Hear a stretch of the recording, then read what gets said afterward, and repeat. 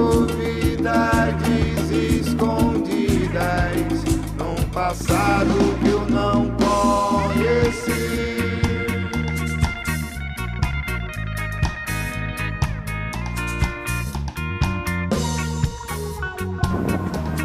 Well, it looks like my goose friend is back. The white goose from my last video. There were two of her friends that showed up. Oh, there she goes. There she goes. I'm so glad I caught this. Off into the sunset. Beautiful. Okay. So anyway, how are you doing today? This is my nature spot. I'm sitting on the rocks here, and it's not that other kind of rocks.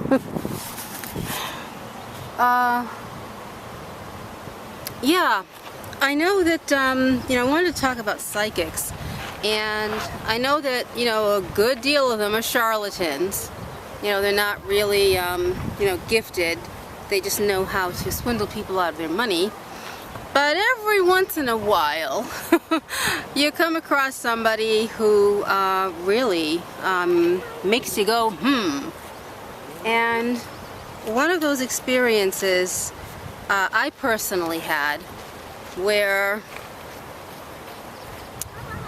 I actually called one of those psychic hotlines back in the 90s. This is really true.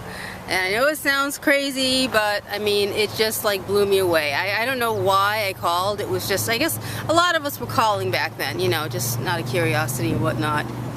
And, I was skeptical. I mean, you can do things and still be skeptical, try things and still be skeptical. But anyway, what happened was,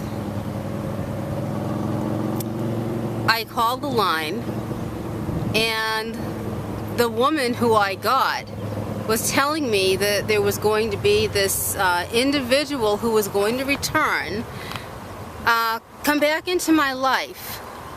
And she described this individual's a flaw that he had.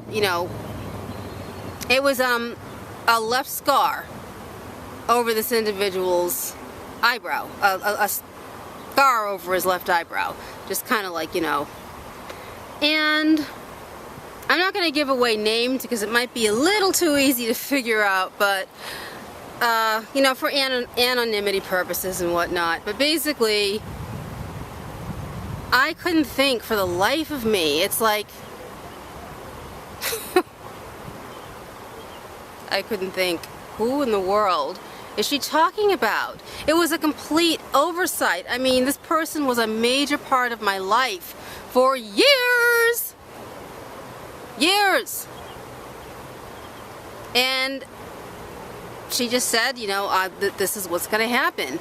Well, in about a month or so, this individual showed up at my door, and the minute the individual knocked, my thought went right back to that call. I can't explain it. It's really weird, and I knew exactly who she was talking about, and it was someone who was definitely from my past, definitely a major part of my life, and the encounter, was really, really significant. I mean, it was so important. That woman, I mean, yeah, you can guess all kinds of things, the whole randomness thing and all of that, but, there's more that I can tell here, but it was just too accurate and too out of left field, for it to just be a big nothing, in my opinion. I mean, I've had dreams that family members have been in trouble, and those things have unfolded, and it wasn't anything where, oh, you go, oh, I saw that coming. You see things coming, it's just common sense. It's like there's no indication that, this particular aunt was going to fall ill. at the time that she did. There was no indication that, you know, these events were going to happen. I mean, there was just no way to know. And I'm in another state, you know, all at the same time with one of the cases. So, have I been ripped off? I don't know. I tend to gravitate to the ones because I'm a tough sell when it comes to I'll go to a psychic if I'm like really desperate, and I don't go to them. When's Mr. Right coming and yada yada. You know, I don't go to them for those reasons. You know, it's like when serious life issues and, you know, really significant events are going on. That's like a last straw where I'll go. Where I'll go to one of them. And so far, it's like a good 98%, you know, hit. Not a miss, but a hit. Now, the other thing I wanted to say is I want to talk about the church. Ooh, goody, the church. And the whole psychic thing. You know, human beings, we all have a different level of intuitiveness. Some people, they just don't have intuition. Some people, it's middle line. Every once in a while, they'll have that precognitive dream where they'll dream something and then the shit will happen and it's like, oh my God. But it only happens once or something and that's it. And then you've got people who have it happen all the damn time. And it can even, you know, expand into just waking life. It's not like, you know, just a dream thing, but, you know, people who have this strong intuition where they just know that this is not good, or they can actually get details that come to them somehow. But, you know, the church, you know, you gotta know church history. You can't just go by, well, my mother was always a Christian and this one was a Christian. You know, you can't always go by what they told you. And the reason why, you know, you're in a particular religion is because of where you were born. Human beings really do have something like intuition that's real. And the church has tried to suppress that for so long, and they're still trying to suppress it. They're trying to control it. You know, they don't use the word psychic, but they'll use the word prophetess. Excuse me, say it, don't spray it. Prophetess. I've even seen, you know, this is the evangelical groups that I'm dealing with here. Because that's where I went, you know, when I left the Jehovah's Witnesses before I finally left the evangelicals. But the music still inspires me. There's nothing about the Jehovah's Witnesses that ever inspires me to this day. But, you know, the music, there's some good stuff there. But other than that, you know, it's such a big scam, really. But they try to control everything. It's patriarchy, it's misogyny. Women tend to be more intuitive than men. I'm not saying there are not some intuitive men out there, because they are. A lot of them tend to be effeminate. Not all of them. And they're trying to persecute them as well. Yes, gay men. They tend to have an intuition thing, that, you know, like women do. But the church tries to control it, tries to subdue it, tries to police it. You know, they have women referring to themselves as, you know, prophetess so-and-so, and it's like, why are you a prophet, you know, if you're able to see things before they happen? You may not even get all the details, you may get a lot of details. It may not make any sense to you until after the event happens, and then it's like you've got all these pieces, and the one piece in waking life comes, and it's like, okay, that's why I had a feeling about this. Some people dream stuff, you know, years. They'll have this dream or this feeling or this knowing years before the fact. You know, sometimes it's the day before, sometimes it's the month before. But, you know, I just wish the church would stop screwing around, you know, and just let people be who they really are. I mean, if you're born with an intuitive gift, then accept that. You know, a lot of people, you know, they struggle with it and then they go and become, you know, a born-again Christian. There were no born-again Christians until like the 60s. Before that, they were just Christians. So, but now, you know, now it's special. So that means what? Everybody else before you that wasn't a born-again Christian, wasn't saved, they didn't use that stuff before the 60s. All those people before you, though, they're all going to hell. You know, that's why I had to walk away from that shit. I just, you know, and these people, they don't even know they're being scammed. They don't know that it's a business. They don't know about the editing and re-editing, the 500 years of editing of the Bible. They won't accept it. They don't want to hear about, you know, the political wars. It was about politics and power is what it was about. Read your history. But anyway, back to the whole intuition thing. You know, go with your intuition. Do I believe that, you know, evil can work through some of these people? Absolutely. Absolutely. It all depends on, I don't know. Use your discretion.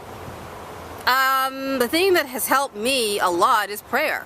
Regardless of what the church has done, is doing, and did, and all of that stuff, you know, I'm still going through recovery from, you know, a lot of things. You know, things that happened to me, you know, abuses by my, you know, stepfather, abuses by the leaders in the Jehovah's Witness churches. There's certain things you can't do, you know, to a child's mind. You know, that's the time they go after them.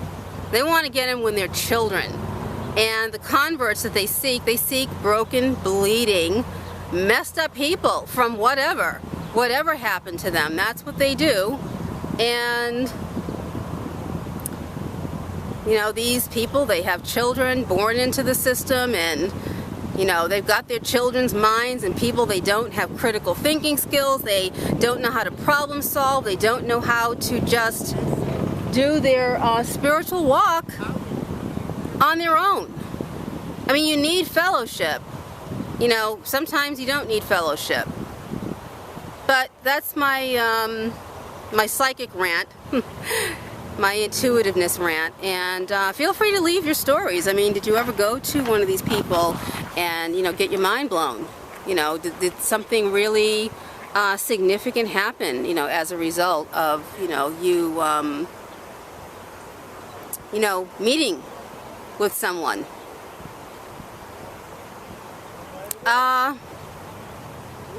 I was just thinking about one individual before I go. Actually, a couple of them, you know, they understand trauma issues, the ones that I've been to.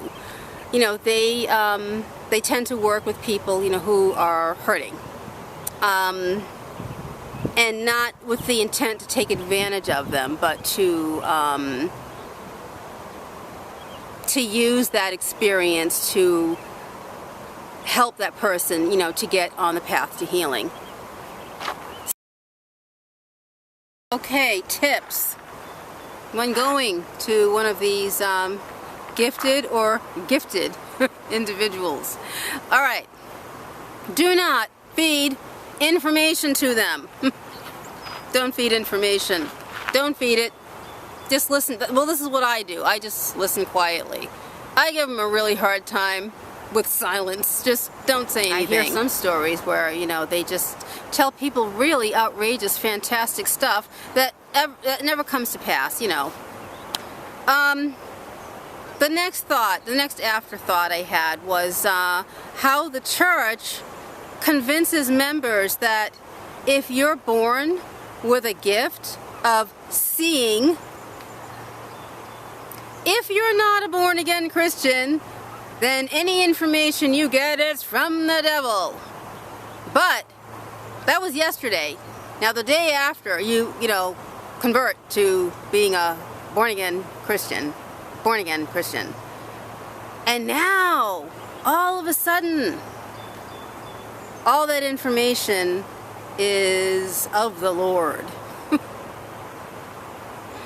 Even if that information save someone's life, save someone from, you know, they went on vacation and their house burned down while they were gone.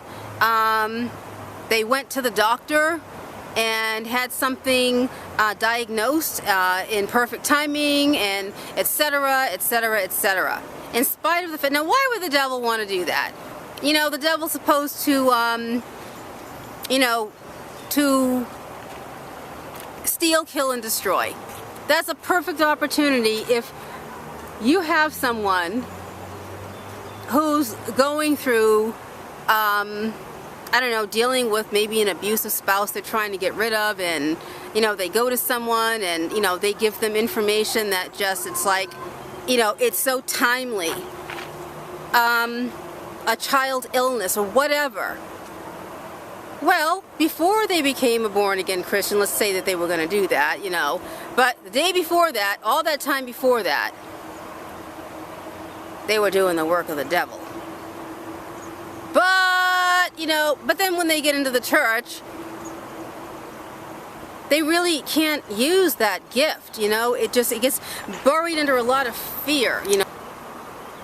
And again, the misogyny just squashes the life out of, you know, whatever gifting, you know, the individual has. I mean, in some rare cases, you know, I guess they are able to use it, you know, but who are they helping? They're only helping people inside the church with their gift, and it ends up, you know, being, you know, watered down. And all that time, you know, they're convinced because of religion that they were able to do all that stuff because of some demonic being, rather than, you know, that's just what they came in with. They came in with a gift. So that was an afterthought I had on the whole thing. Again, leave your thoughts, leave your experiences, and I'll leave you with this really beautiful sunset. And I'll see you at my next video.